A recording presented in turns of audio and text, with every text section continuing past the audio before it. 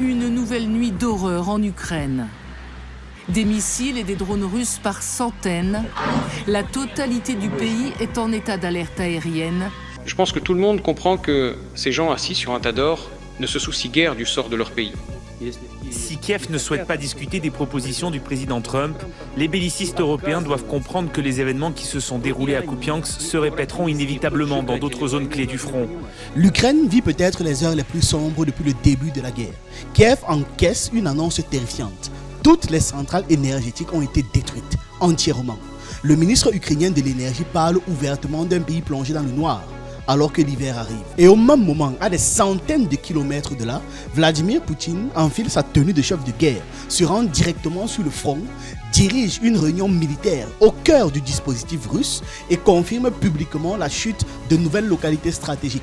Le message est clair, la Russie accélère. L'OTAN observe, l'Ukraine s'essouffle et le Kremlin prépare sa prochaine phase. L'Allemagne vient aussi de lâcher Zelensky. Entre blackouts nationaux, pression militaire, accords secrets et ultimatum, la question n'est plus que va faire Zelensky. La vraie question c'est, l'Ukraine a encore le choix? Je vous explique tout sur Penser le Monde. Pendant que les négociations autour des fameux 28 points du plan imposé par Washington se transforment en véritable casse-tête, voilà que le ministre ukrainien de l'énergie sort soudainement du silence pour lâcher une très mauvaise nouvelle. Une nouvelle qui glace le sang, littéralement, surtout avec l'hiver qui arrive à grands pas. Le froid frappe déjà à la porte et pour l'Ukraine, la situation est plus que critique.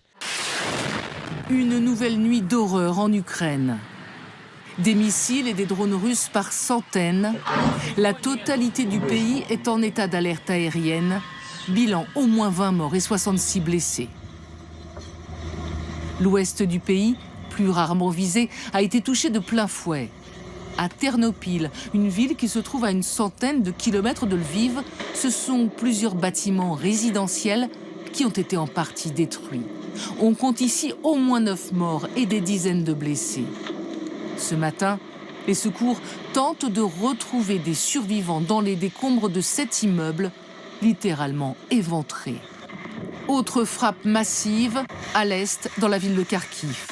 Les pompiers sont intervenus pour maîtriser plusieurs incendies dans une dizaine de bâtiments. Là aussi, une zone résidentielle et de nombreux blessés, dont des personnes âgées et des enfants. C'est la 3e nuit que la ville est sous le feu. On a entendu 3 explosions à proximité et ensuite une énorme déflagration. Toutes les vitres ont explosé et on était sous d'épaisses fumées. On n'arrivait plus à respirer. À Lviv, c'est la stupeur. Cette grande ville de l'Ouest est d'ordinaire épargnée, mais pas cette fois. Des missiles se sont abattus sur des infrastructures industrielles et sur des entrepôts. Ce matin, d'immenses panaches de fumée flottent au-dessus de la ville. Les habitants sont appelés à la prudence. L'ennemi attaque l'ouest de l'Ukraine avec des drones, a alerté le maire de la ville. N'ignorez pas l'alerte, restez aux abris.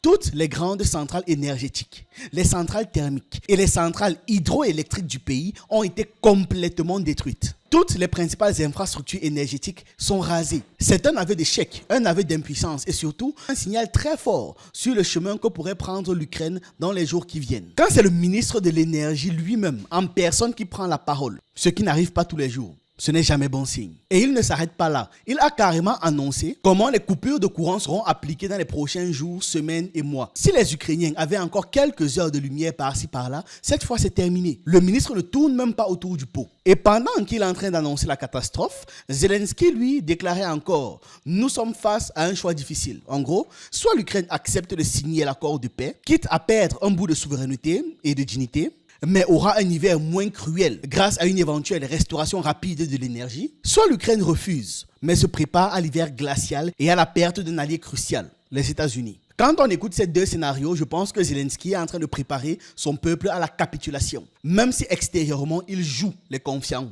littéralement jouer. Vu que c'est un acteur, il fait les confiants, les calmes et les fermes. Et maintenant, avec la déclaration du ministre de l'énergie, c'est encore plus clair. Ils sont en train d'habituer mentalement les Ukrainiens à l'idée qu'ils pourraient devoir poser les armes. C'est vrai que la Russie a récemment violemment frappé l'Ukraine, très fortement. Il y avait eu toute une liste de villes qui ont été touchées, les villes qui ont été visées. Bref, tout le parcours des missiles avait été retracé.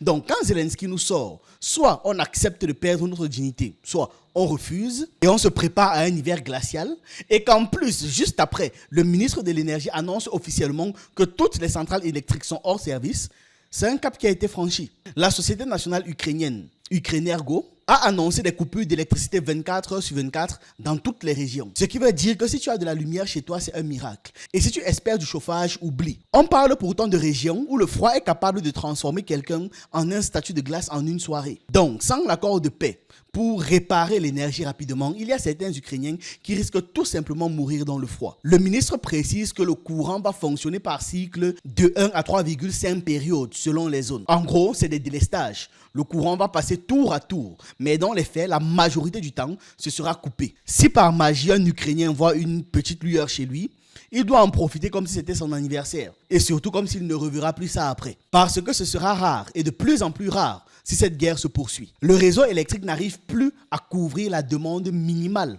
du territoire ukrainien. Donc, l'Ukraine a pris des mesures d'urgence. Toutes ses exportations d'électricité sont arrêtées. Et la priorité est désormais donnée aux hôpitaux, aux installations militaires et aux systèmes anti-aériens. Les domiciles, eux, passent après, bien après. Toutes ces pressions vont évidemment peser sur le moral de Zelensky, de ses troupes, des soldats et de la population ukrainienne. La situation est tellement lourde que l'Ukraine se retrouve face à un choix impossible. De l'autre côté, on a Vladimir Poutine qui répond directement à l'OTAN et à l'Union européenne en mode chef de guerre. Il est littéralement entré dans son costume de commandant suprême. Il s'est rendu lui-même sur le terrain, au front, pour aller rencontrer les soldats dans un poste de commandement du groupe Ouest. Ce déplacement, combiné au fait qu'il a enfilé sa tenue militaire, envoie un message très clair, voire même très musclé, à tous les États qui pensent qu'il faut prolonger le conflit. Poutine veut leur faire comprendre qu'il est prêt à aller jusqu'au bout et qu'il suit personnellement la situation. Il est au taquet. Valérie Vassilievitch, je vous demanderai également de faire un rapport.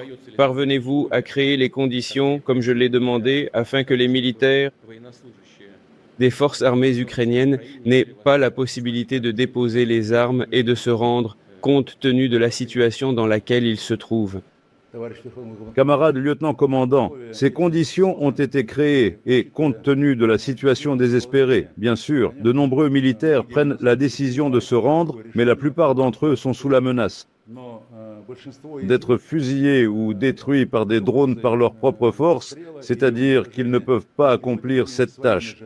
Dans le même temps, la direction politique de l'Ukraine ne donne aucune instruction à ce sujet à ses troupes. Je comprends. En fait, nous comprenons déjà clairement ce qu'est le leadership politique de l'Ukraine. Ce n'est plus un véritable leadership politique.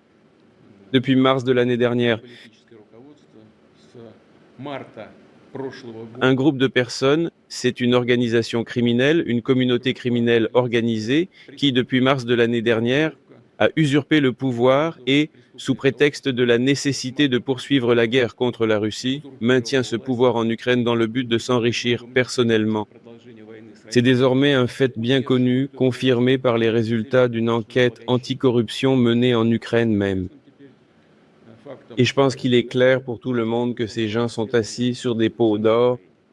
Ils pensent rarement au sort de leur pays, au sort des gens ordinaires d'Ukraine,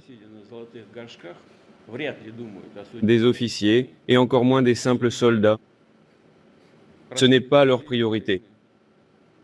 Mais nous avons nos propres tâches, nos propres objectifs.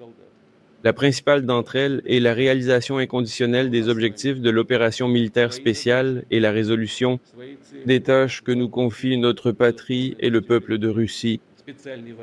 Le peuple russe compte sur vous et attend le résultat dont le pays a besoin. Sur place, Poutine a reçu le rapport de ses commandants. Il a évalué ce qui doit être renforcé et il a donné les instructions fermes. Cette déclaration montre d'ailleurs que le dynamisme militaire est loin de s'arrêter. La visite de Vladimir Poutine à ce poste de commandement du regroupement Ouest était une visite militaire surprise. Le 20 novembre 2025, il s'est déplacé personnellement à ce poste, qui est l'un des centres nerveux de l'opération en Ukraine.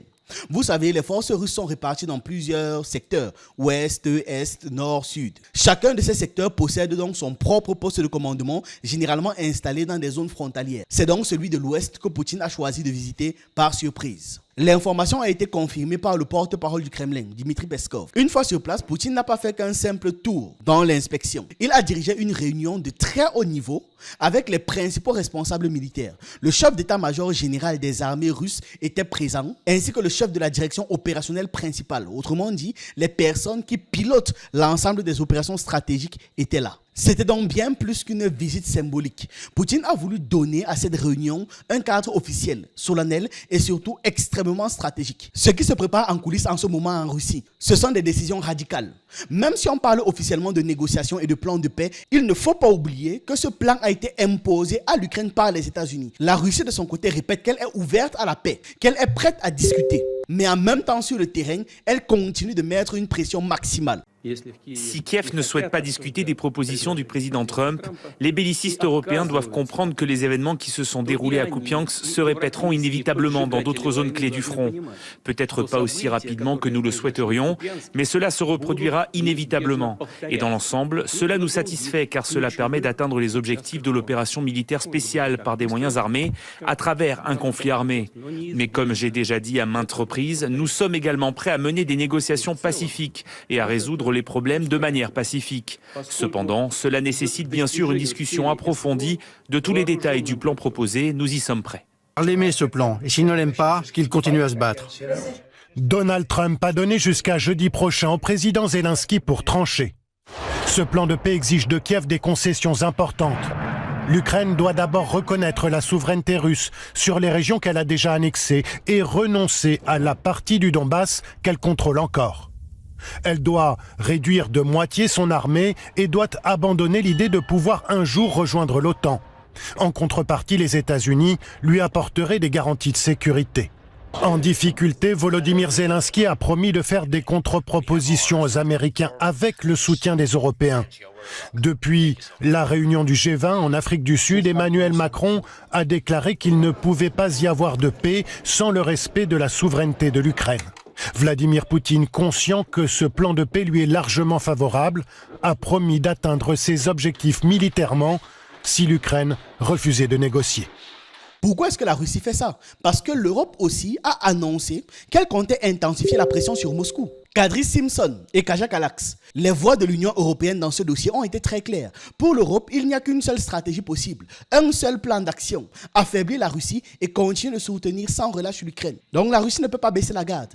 Pendant ce temps, Vladimir Poutine tient sur le front une réunion de niveau militaire extrêmement élevé. On parle d'une réunion avec le chef d'état-major, la direction opérationnelle principale, mais aussi les commandants des troupes sud et ouest. Autrement dit, c'est la configuration typique des réunions de guerre les plus importantes. Poutine n'est pas venu sur le terrain pour faire de la figuration. C'était une réunion militaire de première catégorie. Si l'accord de paix passe, c'est tant mieux. Si ça ne passe pas, ils doivent pouvoir maintenir le cap. Et les Russes n'ont plus aucune confiance au dénouement du bloc occidental. Ils savent qu'ils sont très forts dans les pièges, dans les faux semblants. Donc, après une réunion pareille, ce que l'Occident verra sur le terrain risque d'être différent. On peut s'attendre à de nouvelles opérations, de nouvelles pressions et de nouvelles offensives massives. D'ailleurs, il y a quelques heures à peine, la Russie a littéralement envoyé une pluie d'explosifs sur l'intégralité de l'Ukraine. Décombres de cet immeuble à Ternopil, le corps de nouvelles victimes sont extraites par les secours cet après-midi. 3 personnes, dont 2 enfants. Les conséquences d'un bombardement russe sur la ville il y a quelques jours.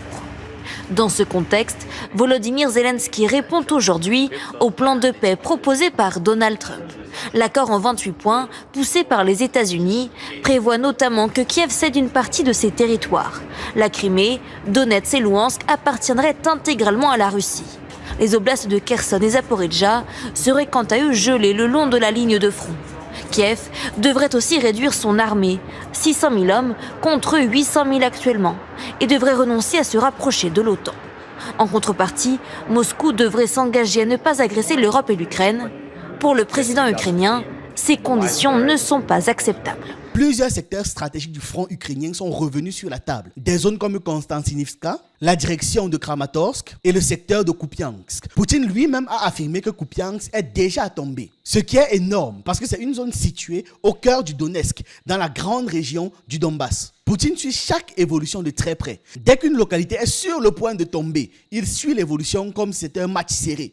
Il reçoit des rapports tous les jours, à chaque instant. Et il les reçoit en véritable chef de guerre, parce que c'est lui qui donne les instructions par la suite. Les zones évoquées sont justement les plus actives du front, celles où la Russie augmente la cadence de ses opérations. Poutine a donc reçu un bilan opérationnel complet et il a déclaré que toutes les tâches fixées lors des réunions précédentes ont été exécutées. Il n'y a pas longtemps, il avait déjà fait une visite surprise sur le terrain. Et même lorsqu'il n'est pas physiquement présent souvent, il les fait en réunion visioconférence. Et à chaque fois, il fixe des objectifs précis. Le 20 là, il était allé pour vérifier où est-ce qu'ils en sont, qu'est-ce qui a été fait et donner les décisions pour la suite. Et apparemment, il était très satisfait parce que selon lui, toutes les missions assignées ont été remplies. C'est une façon très calculée de mettre la pression, cette visite-là, de stresser proprement l'OTAN et de rappeler que Poutine, le chef de guerre, n'a pas l'intention de poser les armes. C'est un message fort, un message d'endurance et clair, un avertissement adressé à la fois à Kiev comme à l'OTAN. Pour l'Ukraine, cette focalisation russe sur Konstantinivka, Kramatorsk et Kupiansk crée un vrai brouillard stratégique. Ce sont des cibles tactiques très précises. Encercler, user, casser les lignes une par une, ça crée des ruptures successives jusqu'à finir par un contrôle total du secteur. Sur le terrain, les soldats ukrainiens sont complètement débordés. Même au sein de l'OTAN, certains commencent à se demander est-ce que ce n'est pas mieux de ployer le genou que de continuer de faire face à un Poutine aussi déterminé.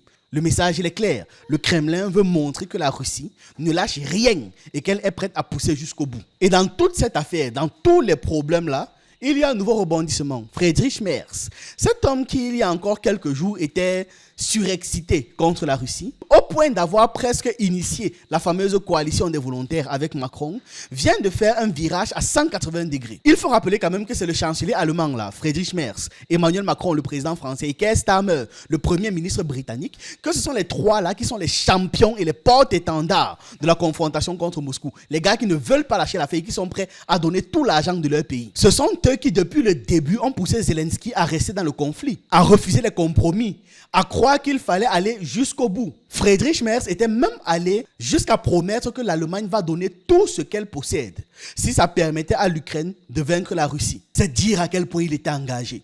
Maintenant voilà, cet homme vient soudainement de changer de direction. Merz a publié sur son compte X une déclaration qui a complètement pris Zelensky de court. Personne ne s'y attendait. Il dit, je cite, « Je viens de discuter du plan de paix pour l'Ukraine avec Trump lors d'un bon appel téléphonique confidentiel. Nous avons convenu des prochaines étapes au niveau des conseillers. Je vais maintenant informer les partenaires européens. » Le chancelier allemand vient donc de se prononcer sur les prochaines étapes du plan américain. Friedrich Merz et Donald Trump se sont mis d'accord sur les prochaines étapes. C'est l'expression qu'il a utilisée. Ce qui signifie qu'il n'est même plus en train de discuter du contenu du plan, alors que l'Ukraine elle-même refuse 4 points majeurs de ce document.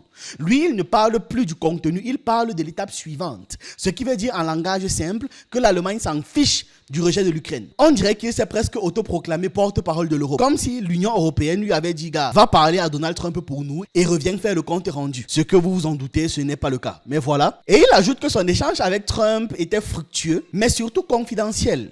Et quand un responsable politique insiste sur le mot confidentiel, ça veut dire une chose. Il y a des détails qu'il ne dira jamais aux Européens quoi qu'il arrive, parce que c'est confidentiel. Autrement dit, pendant que Washington et Moscou ont fait ce plan de paix, ils ont carrément mis l'Union européenne à la porte. Maintenant, l'ironie du sort a fait qu'un Européen force l'entrée en discutant avec Trump et annonce fièrement que voilà, c'est bon, la conversation est terminée, je vais expliquer ça à mes partenaires et on va poursuivre. Mais informer de quoi exactement si une partie de l'accord reste secrète? Ils vont arranger ça entre eux là-bas de toute façon. C'est leur problème. Les Européens s'activent, multiplient les rencontres et les appels d'urgence pour décider de l'attitude à adopter face au plan américain. Avant-hier soir encore, ils ont passé toute la nuit en vidéoconférence, tant la situation est urgente. À la base, ils voulaient discuter du plan directement pendant le G20. Le problème, c'est que Donald Trump a décidé de boycotter l'événement. On connaît, c'est son affaire du fait qu'il accuse l'Afrique du Sud de maltraiter les Blancs. D'ailleurs, il a même essayé d'encourager les autres pays européens à ne pas partir au sommet du G20 en Afrique du Sud. Sauf que cette fois, personne ne l'a suivi et tout le monde s'est rendu à Johannesburg malgré les consignes. Résultat, son plan de paix est débattu en Afrique sans lui. Au même moment, Keir Starmer, Zelensky et Macron sont sur place et doivent se retrouver pour un entretien particulier. Je ne sais pas si ça a déjà été fait. On va guetter les infos. Pour l'instant, ce qui est certain, c'est que les États-Unis et l'Allemagne sont tombés d'accord. Et ce choix ressemble fortement à une trahison envers Zelensky. On parle quand même du deuxième plus grand soutien financier de l'Ukraine, après les États-Unis. C'est l'Allemagne. Si l'Allemagne valide le plan de Trump, alors que Trump a dit à Zelensky de signer avant le 27 novembre, sinon il y a des menaces de sanctions en cas de refus, ça veut dire que Zelensky est sur le point de perdre ses deux financeurs majeurs. Ce sera chaud. Déjà que sans l'Amérique, c'est chaud. Là, c'est... Bref, je suis même fatigué de dire que l'Ukraine est dans une situation plus que critique. Voilà, c'est ce que j'avais à partager avec vous dans cette vidéo. Dites-moi ce que vous en pensez en commentaire. J'attends vos avis, vos analyses et on se retrouve une prochaine fois.